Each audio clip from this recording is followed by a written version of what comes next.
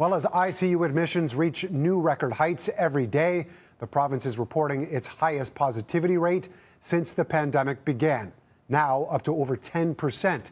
Joining me now to discuss the latest developments is infectious disease expert and member of Ontario's vaccine task force, Dr. Isaac Bogoc. Good morning. Great to see you this morning. Good morning. So we hear reports of blood clots, or at least one in Canada, in Quebec. How concerned should we be? We know that this is a very, very rare, but of course not 0% risk of this vaccine. We saw the data from Europe. It's and in the context of administering hundreds and hundreds and hundreds of thousands of this vaccine in the country, sadly, it was going to happen. And sadly, we might see another one as we administer this vaccine in the country. I think it's fair to say that this is a very rare side effect. It's pretty clear that that's the case. And it's also fair to say that, this vaccine is very effective in preventing COVID-19. I think people are aware of what the potential downsides are with this rare side effect, but also the tremendous benefit that this vaccine can afford them in terms of protecting them from COVID-19. And people will make an informed decision. And we're seeing many people still choose to get this vaccine. And quite frankly, I think that's the right choice. We've seen it really save thousands of lives. Yeah, important to note that hundreds of thousands of people have had this vaccine already. I'd like to talk about the percent positivity at this point. When it reaches 10% and over, it has to be concerning. Oh, it absolutely is. It absolutely is. I would say that when it's going north of 3 to 4%, it's concerning. And obviously, we want that percent positivity as low as possible. But I think red flags were raised long before we got to this point of a 10% positivity rate.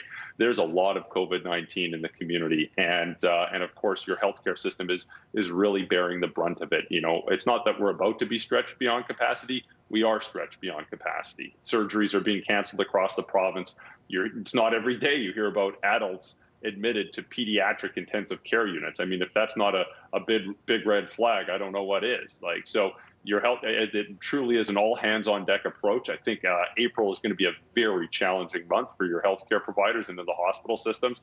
And we really need to do everything we can to get these cases to come down.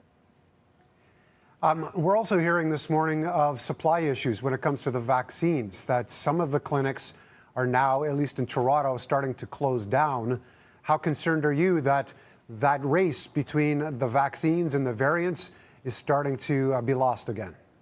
It's really disappointing to see that. And, I think it's fair to say that, obviously no one wants to see that happen.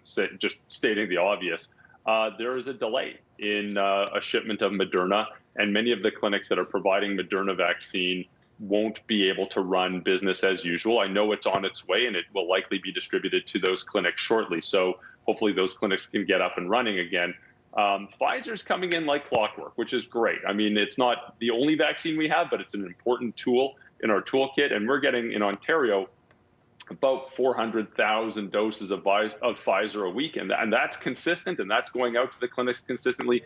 Moderna is every 2 weeks. And we get our shipment every 2 weeks. And there have been delays with Moderna, unfortunately. So sadly, that trickles down to clinics that have been providing Moderna. And it's just, you never want to see delays in vaccine in clinics and cancellations, because clearly that's not headed in the right direction. We need to vaccinate much quicker than we are right now. I'm not going to ask you to wade into the political discussion. However, the communication in and around who's eligible to get vaccines, where and when, has become quite confusing for many people. How do you suggest that people take that information and try and decide where and when they should go at this point? Yeah, absolutely. I think it's fair to say that we need to significantly improve the communication about eligibility and availability and how to sign up, right? You've got multiple systems to sign up. You've got a provincial website, you've got public health websites, you've got pharmacy websites. It really is unfortunate, because I think that actually ends up being a barrier, sadly, for some people to sign up. I really hope that we see a lot of community level involvement here, and really that people help out their family, help out their friends, help out their neighbors. Some of them might have technology barriers, language barriers, mobility barriers, financial barriers. There's just a lot of barriers to getting these vaccines. And we really need a coordinated community effort to help sign everybody up, who's eligible to get the vaccines. It's not an easy system to navigate, and that's so unfortunate because we really need as many people to be vaccinated as quickly as possible. So this is truly a team effort, and I hope everyone in the country helps out their brothers, sisters, moms and dads, grandparents, neighbors, friends, their community, and just does the right thing and finds out if someone's eligible, signs them up, put on a mask, roll down the windows, bring them into the vaccine clinic, and get them vaccinated. Well, it certainly takes people like yourself to keep us educated and informed. Dr. Isaac Bogoc, thanks for joining us this morning. My pleasure. All right, let's catch up with Stephanie and see how our roads are doing this morning.